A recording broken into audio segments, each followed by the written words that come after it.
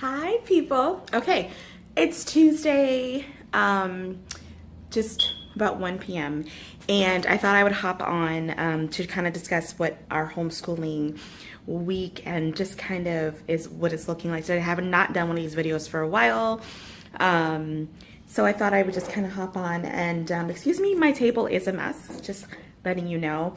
But we just finished our homeschooling day, and I wanted to kind of show you what we did today and then talk about kind of how it's been going for I just came back off of spring break, so this is only my second day back after spring break.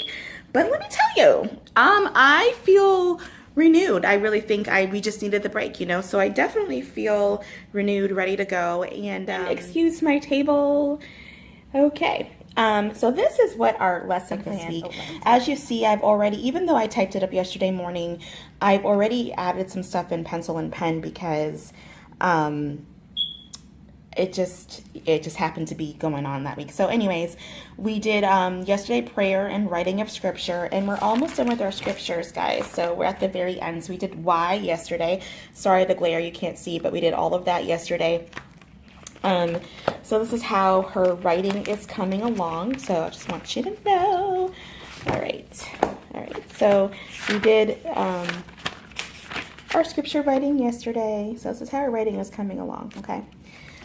All right. And then, sorry. And then we did a teacher child to read lesson. Now, I actually did not type this up in my PowerPoint. I let her do it right out of the book because they're doing, since we're on lesson 70, we finished lesson 74 yesterday, but they're doing it a little bit differently. So we were able to kind of get through this section quite quickly. And then this is actually a story that she's read before, but they write it differently. So there's no dots or dashes and anything like that. She's just supposed to read it straight through, which she did pretty okay with that. Okay, so I didn't have to type it up. And then they do that for the next lesson. So for tomorrow's lesson, I'm not going to have to do it in PowerPoint. It's just going to be a little bit more easier. All right. And then actually we focused a little bit more, and as you see, I'm sorry, let it focus. We focused on some vowels because on Teach Your Child to Read, they don't really focus on the vowels. They go through all the letter sounds, of course, and they do an excellent job at that. But the rule right here, so for instance, on the word take, and how the way the E is silent and the A says its name in this word, she's just going to need to know that. So we looked over our vowels, made up a song with our vowels, and we went through bake, make, cake, and take, and I showed her how the E is silent and the A says its name, and then you can go ahead and she's kind of grasping it. So what I did was add, and I'm sorry it's in pencil, and I'm not going to print this out again. So I added vowels to the end of every lesson because I really wanted her to just solidify what the vowels are in the alphabet and the sounds that they make and why they are special. Okay, and then our prompt of the week is, what do you know about spring? Okay, and then we have a season song that's super cute that I pulled off of online, and it was free. And I can show you that at the end of the video. Okay, so for math this week, we're just doing writing review because what I've realized is that she's writing her 7s and 9s backwards. So for the first day, day 1, we just worked on the orange section up to 25. All her numbers are written out pretty good except for the 7s, and we went over that, and she corrected it today. So we did the yellow section today, and she did okay with that. And then tomorrow we're doing the pink section, and then we're gonna probably color this in blue or leave it white, and we'll finish off the week. So that's the kind of thing that I'm gonna flip it around. That's the kind of thing that I was talking about, is being able to differentiate. Yes, it is review. Yes, this is something that she should have known from September, but I'm able to look and say, okay, wait, 7s and 9s, she's kind of doing that backwards. So I want to make sure that she just gets that. So we're going to take this week and do our just writing again, our numbers 1 through 100, so that we can really work on those numbers that she just gets backwards and all that stuff. Okay, so And then for art, we did a really cute painting, and I don't have it with me because her father took it to work with her. We did 2 different kinds of painting, and they're about flowers since it's springtime. I think that works for us.